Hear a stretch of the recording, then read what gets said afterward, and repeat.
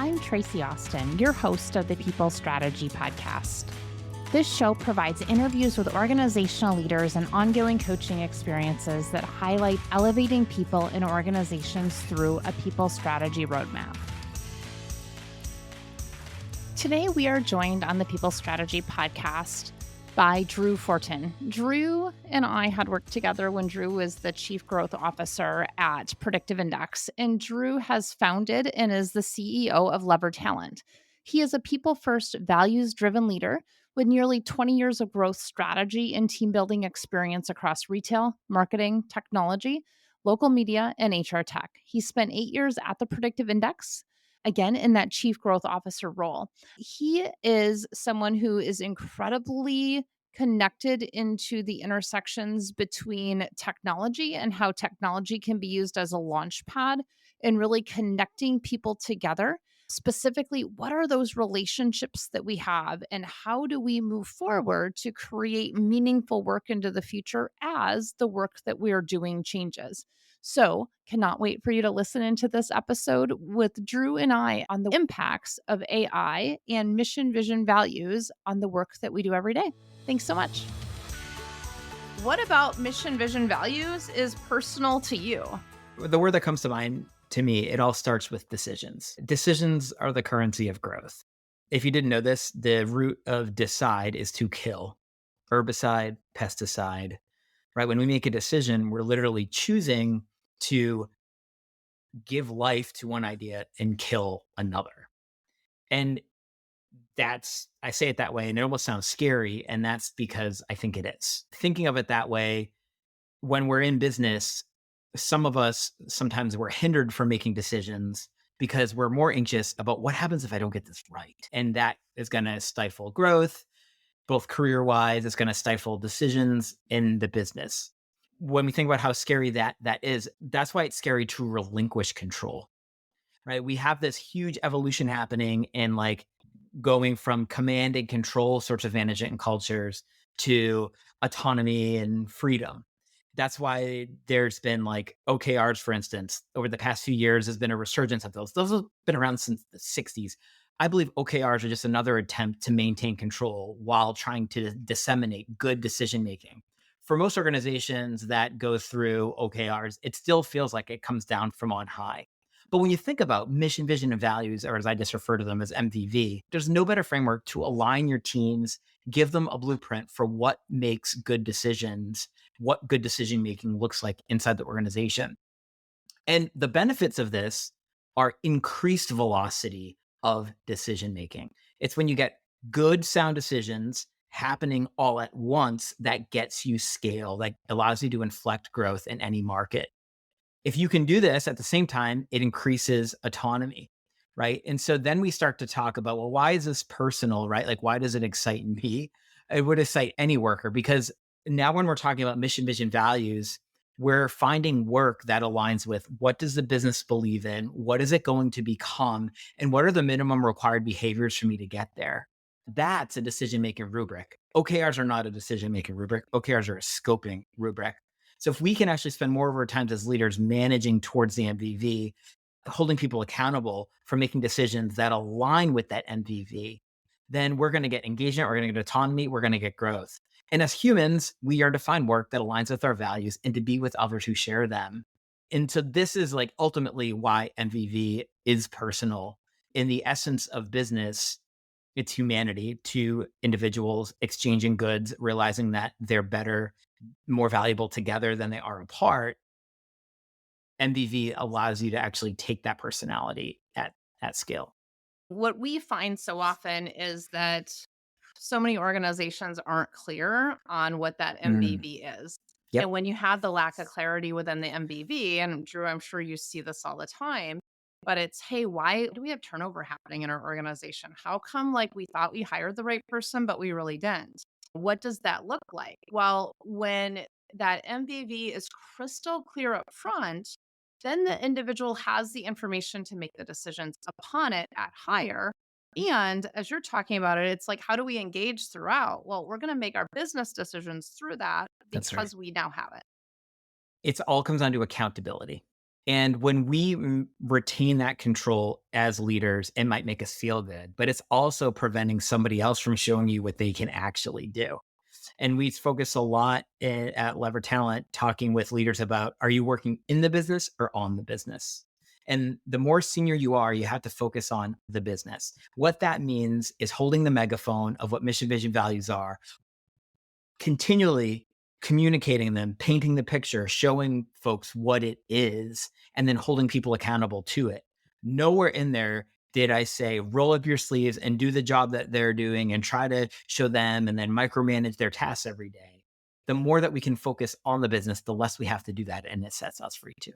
So you just mentioned Lever Talent, and this is a pretty new venture for you and your Yes, first very much time so. as a founder and CEO. As this first time experience for you, has that changed your perspective at all on the employee experience? And then I think the follow up to that is, how did the MVV fit into that? Absolutely, it's changed it. As you just noted, right? Like first time founder, first time CEO. I've held executive positions before. And, I had somebody ask me years ago in the chief growth officer position, what's the hardest part being in your role? And the word that came to mind at that time was loneliness.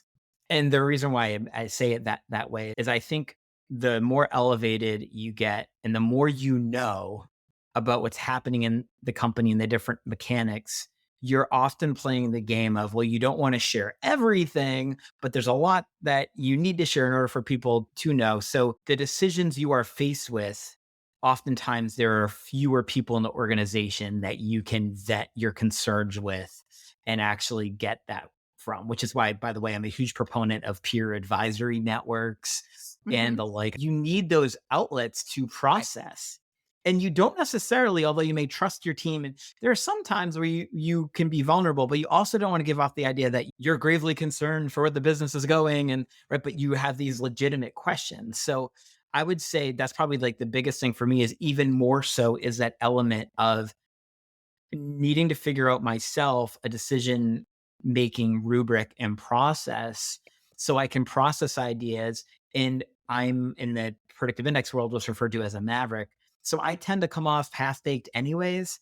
I don't want to come off raw. So I need to figure out a way to kind of like bake the idea a little more than I would otherwise. So that's a personal challenge of mine. The other thing is I think that folks generally that I find that have a good amount of imposter syndrome do really well because they have not a chip on their shoulder, but there's like, oh my gosh, like if this fails, like, and it, we kind of like overextend and put in an A plus plus when we need to because we want to account for that. And I have a massive amounts of imposter syndrome, and that has, I think, done me well over the last year and a half. And then the other part of this is kind of what we just touched on when it comes to MVV is my limit to scaling and progressing lever talent is on me. And if I become that bottleneck, I have an issue.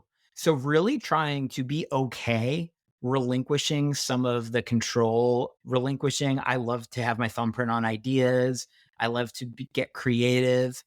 But there are times now that I'm like, you know what? I don't need to write that little thing, right? I'm going to ask someone else to do it. I'm even going to outsource and pay someone to do that because my time is so much more valuable than the output of that. And the reality is whether I do it or someone else does it, the output's going to be like what, a 10% difference.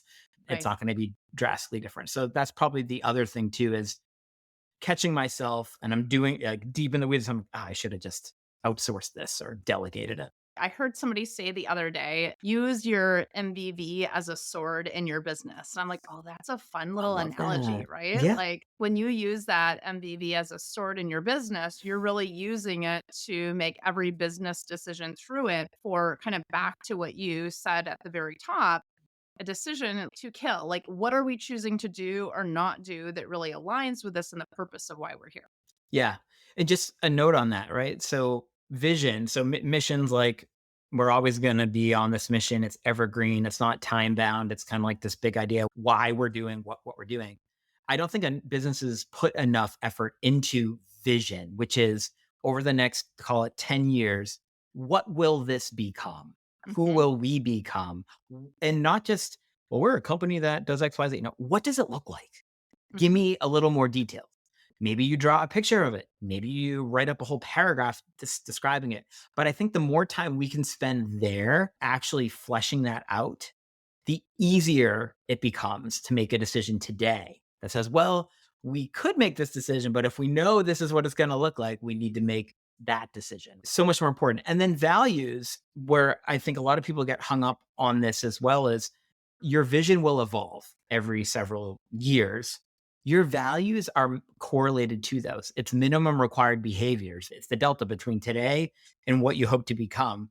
What behavioral adaptations are going to be most critical to get there?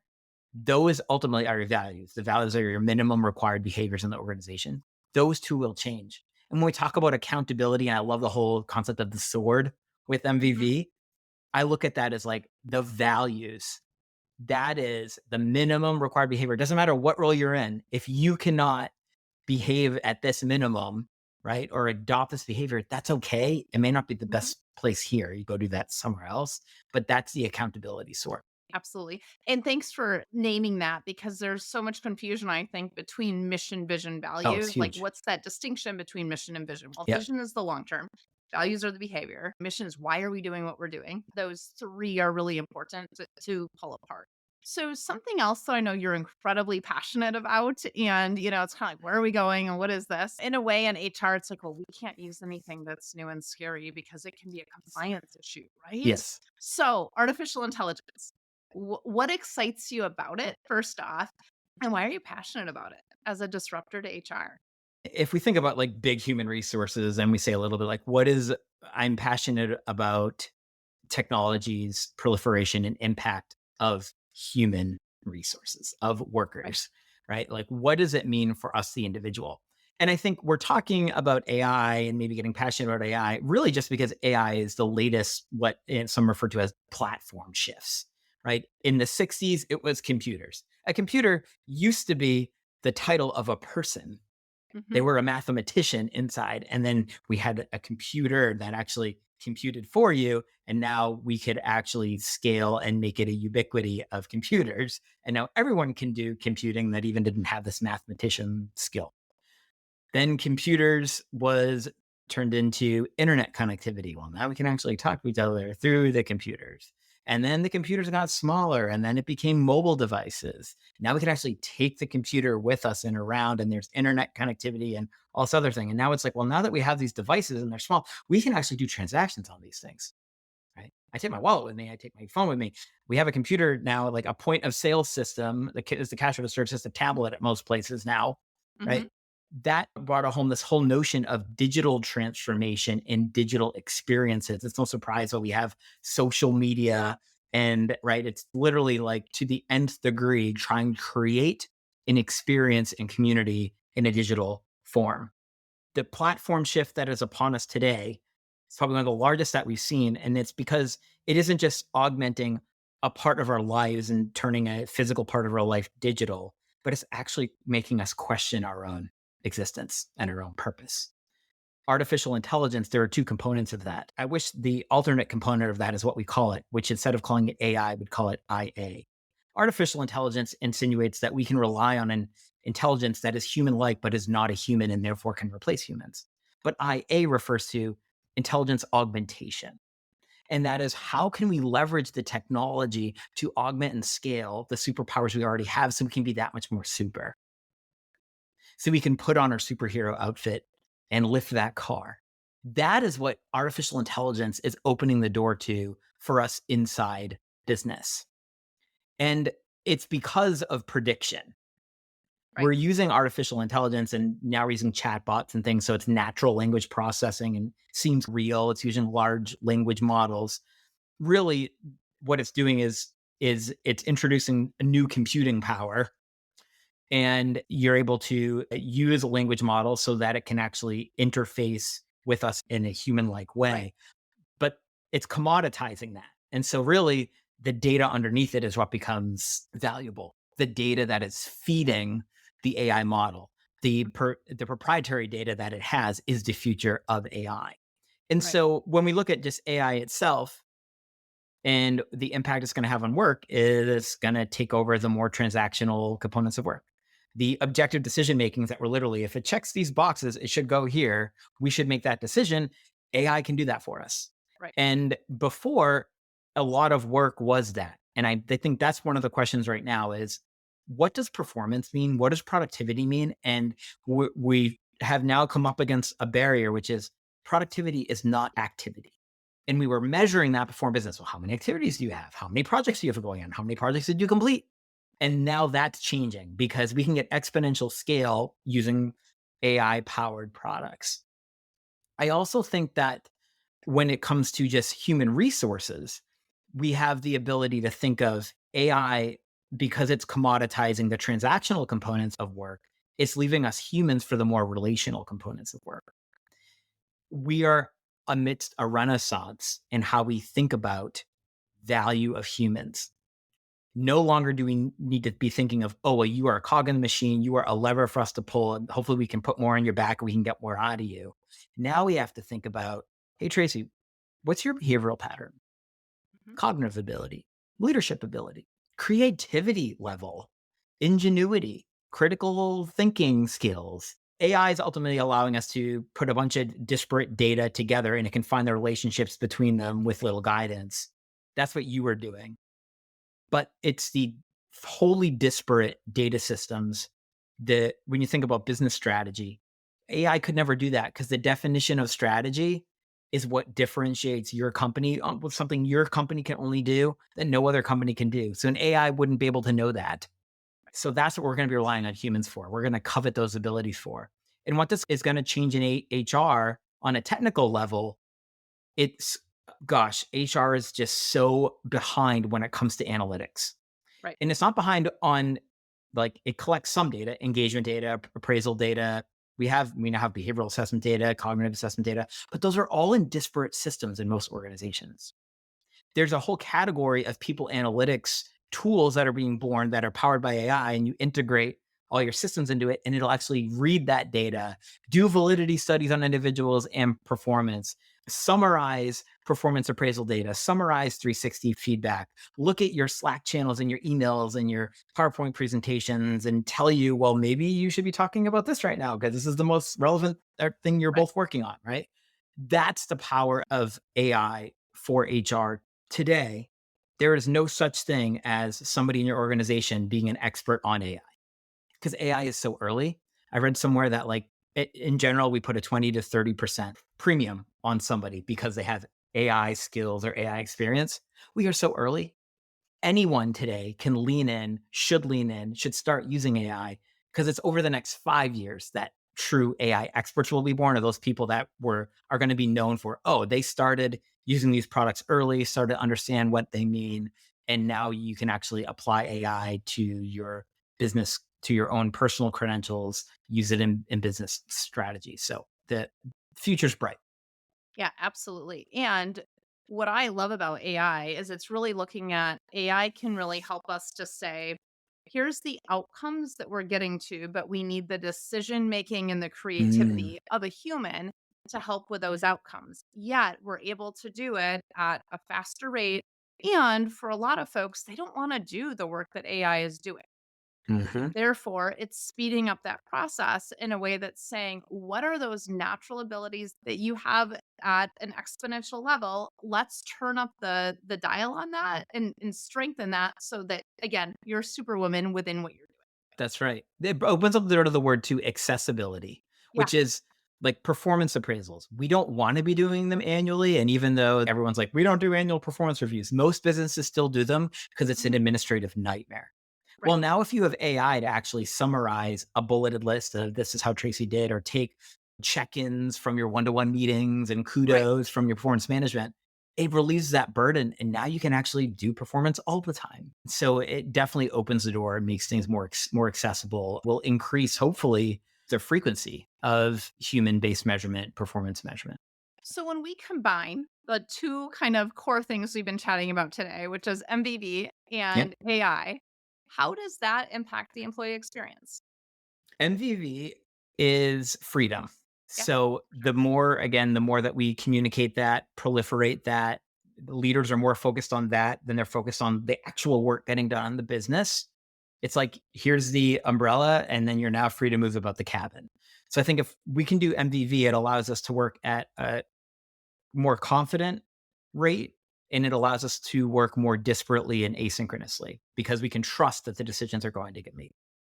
Then when we think about the element that AI brings into it, well, now AI, based off of maybe I just got assigned this new project or something else I have to do that I haven't done before, AI can curate learning experiences for me. AI can summarize an approach to doing something so I can get a cliff notes and be like, okay, I just want to jump right into that. I have the aptitude for it, but I don't have the skills for it, right? It can give me that leg up. It can give me that assistant. I think that's how we should be leveraging it, right? It's augmenting. From a business strategy standpoint, it can accelerate. A lot of people are using AI now for ideation. Mhm. Give me 20 different ways I can do this, Right. 20 different ways I can write that. Give me 5 potential business strategies that I can use with the business in this space facing these problems. It helps us narrow down, scope down, or even actually give us ideas of things that we wouldn't have ever thought before. And then when it comes to business results in general, AI is going to allow us to do more with less humans. This is true. Every time we've seen a platform shift like this before, I mentioned like computing or mobile devices, we see exponentially more jobs created on a macro level in the decades to follow. And that's not because it's the same jobs. Old jobs are being retired, new jobs are born. That's ingenuity, that's the human condition. We're naturally going to start to it's like in this new platform shift pushes us forward and allows us to, oh, we're actually here. I had no idea that this existed. Like now I can do more. I Right. had no idea this business opportunity was going to prevent itself, where you can create value in this way. And that's from a business results and value in the world. There's no doubt it's going to allow us to increase productivity and value. Absolutely. And then with that, we always look at what is that fulfillment. If you're clear on what that MVV is for the business and for yourself, you're aligned. Now, all of a sudden, you're looking at the work to be done and how That's that right. work is being done. That creates more fulfillment in the work that you're actually doing. So, you're doing a lot of work right now with MVV, with AI. I know Hmm. you've got about 200 PI clients that you're specifically working with, predictive index clients, which, that data then will kind of be Hmm. that set that a lot of things are done off of. But I'm curious, is there a people or culture development win that you've had recently that you're really proud of with one of your clients? Yeah, I would say there's a company out of Naperville, Illinois called On Course Home Solutions, and they're a home warranty business. Their mission is to make home ownership less burdensome and more accessible to individuals. One of the biggest hindrances of owning a home is the cost it's going to take to maintain that home. And On Course Home Solutions provides warranties. Think of it as like AAA for your car, but like this is AAA for your house. And we had the opportunity to work with them. They were part of a big water utility called American Water. And they were carved out, private equity company bought them. And so they had this really interesting business problem of brand new company, employees that have been there decades, needs to find its new identity, needs to find its new step forward. And at the same time, essentially completely new leadership team, CEO, CHRO, CMO, head of sales. So this big problem, and we worked with them with Lever Talent's MVV engagement program to work with the leadership team to get us thinking about at a high level, where are we going ultimately? Who are we? And how is that going to help or hinder this? And I don't think a lot of leadership teams do that. But throughout this process, we not only help them design a mission and vision and values and a cultural manifesto for the organization, but help them actually identify, what does it mean to be a what they call their employees is super. They are supers, like Mhm. superintendents in a building. And that also so happens to be the acronym for their values that spells super. And so, what does it mean to be a super at OnCourse? What does it mean to be a people manager super at OnCourse? What does it mean to be on the executive team? And actually went through this process with them after defining their MVV, after really going through and talking about their successful, united, empathetic, progressive, and reliable. I didn't spell those in the right direction, but I'm proud of myself that I All was able good. to spot that off. So I think that we have an opportunity there to actually, this is MVV in action. And they just heard the other day, they're ending their second full year in business, and they've performed way ahead of their budget goals. They're coming in under budget. They're ripping in the market. Their employees went through this values-based leadership training and are learning how to give feedback based off the values. There is a magic that you feel when you walk in. They designed their new offices, and it's decals, and the office space is all designed around their MVV. Like you're stepping into Encourse when you're there. It's just amazing, right? And so I would say that's probably one of the biggest wins that we've had as a company to date. Amazing. Thank you so much for sharing that. And as we go to wrap up today, what is the biggest insight that you've gleaned from our conversation today? I'm sick and tired of hearing people say we target strategic HR. All HR and all HR professionals want to be strategic. Mhm. I agree.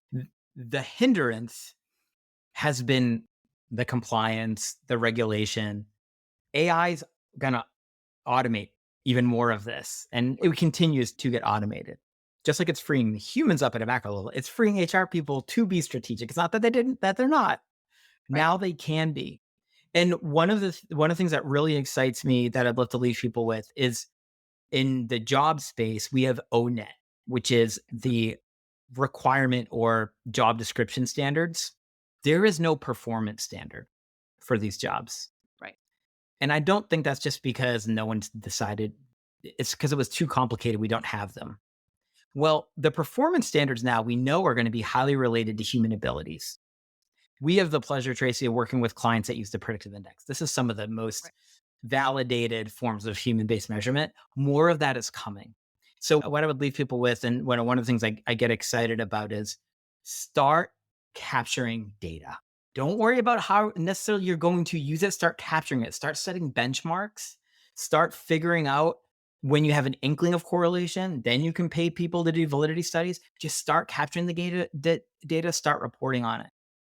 This space is going to catch up really fast with processing that data and using it to predict and validate and find correlations in that people data to business data. And you have that opportunity to become that HR strategist, to evolve with it. And AI is going to help you do that. So those that are getting on this now and just measuring the data and indexing the data are going to be light years ahead of those that just wait for the products and tools to become available over the next 5 years. And as you're collecting the data, really looking at it and saying, what can I learn from this? What's here? And always going back and saying, okay, so this predictive index states, Drew, that you're a maverick. And that means that Sure you does. are task focused, that you move really fast, you tend to drop details, but you're unrelentless with a no. Is that true? Very true for me. Because if we don't double check it with a person, there no assessment is a better judgment of who we are. Like, it's always double checking it with a person saying, all right, now I have validity based on that. Now I can continue to use it. So it's collecting it, but it's also ensuring we're connecting the human relationship element with it. I love that you brought that up, because in any other part of business where we measure it so much, it is just to build our confidence. I love how you asked, is that true? Even when you have something that you measure, like a performance metric that is like sales related or something else, when you can even scientifically or statistically validate it on the fly, we still ask, is that true? What do we think about that? We're not just measuring it because that's what the world does. It's like, what value does it bring? And the moment you're like, yes, that's true, right? We're all just trying to build our confidence that we're making the right steps forward. Just remember that as technology proliferates, the future of work is going to be more human. We had a phenomenal conversation just now with Drew. And as we look at this conversation, I love to break down the insight that I took from our conversation the people strategy or action that you can take to get a really concrete result. So, the three insights that I took away from the conversation with Drew, the first was Drew talked about working in the business versus working on the business as a CEO and owner. He named the shift from chief growth officer to founder, and that distinction of doing the work versus holding the megaphone to share your work. So that insight for me it really comes in and really showcases the people strategy, which is clarity regarding roles. And what we create with our clients is something called a job level chart. And that job level chart really creates that clarity of based on the level that you're at in the organization and what that role is, what is the key outcome of that role? As that CEO, that key thing that Drew is to be doing is to be working on the business versus in the business. And we heard this throughout the conversation.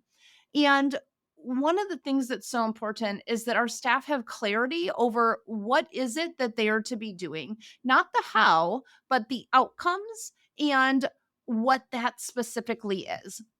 And so, with that, the key people strategy here is a job level chart, and your result is clarity in the roles that they're to be doing. The next insight that I had from our conversation with Drew is the definition of mission, vision, and values. And mission is the why of what people are doing. The vision is what it looks like, right? So, like daring to dream 20 years out, what does our organization look like? And then how do we go back and create that now, knowing that is what we're going to step into? And the values, which are correlated to the vision, is the minimum required behaviors, essentially, that will be critical to get there and to make that vision happen. And so, with that mission, vision, value, that insight, what we specifically do is we put that into action with what we call an employee value proposition. And we put that into action into what happens throughout the entire life cycle of an employee. So the mission, vision, values goes into why we're a great place to work. So if you have a personal value, which is you believe that good isn't good enough, and your organization has that same value that you're looking for things to be great, you're looking to produce high level work while being fast and agile while doing it, guess what? Then that organizational value and that personal value will show up in the same way as you're implementing those key things. And so that people strategy is weaving that throughout the entire organization, which means it's in your job descriptions, written in your SMARTY goals. It is very specifically in your performance system. It's talked about on a day to day basis. The result is your people know what winning looks like and the behaviors that are very specifically needed because those mission, vision, values are there throughout. And this leads us right into the next insight, that I had from Drew. And that is Drew talks about MVV as a decision making rubric, meaning, look, your mission, vision, values tells you how to make decisions because folks know why they are doing what they are doing and how decisions are made and signed. When we know that, it makes those decisions so much easier to implement and to produce. And as we wrap up today, I really want you to think about the on-course solutions case study that Drew talked about. Because sometimes, guess what? We need to see something in order to believe that it's possible, and then look in our organization and say, hey, I want that here. How do we implement that here?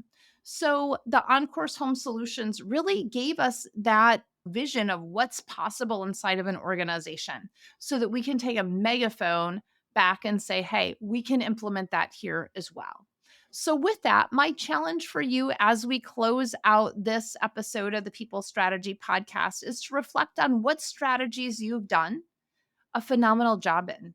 And really, what are those things you've done really well? Let's celebrate those and talk about those with our staff. Because here's the thing what we talk about will continue to snowball. So let's snowball the good things. Thanks so much and have a fantastic rest of your week. Thank you so much for listening today. I'd love to connect with you. If you'd like to connect, you can find me on LinkedIn at Traci, Traci Austin, and at our website at elevatedtalentconsulting.com. If you'd love to learn more about our process, please reach out to us. And again, thank you so much for listening and sharing your feedback with us through a review. Have a fantastic day.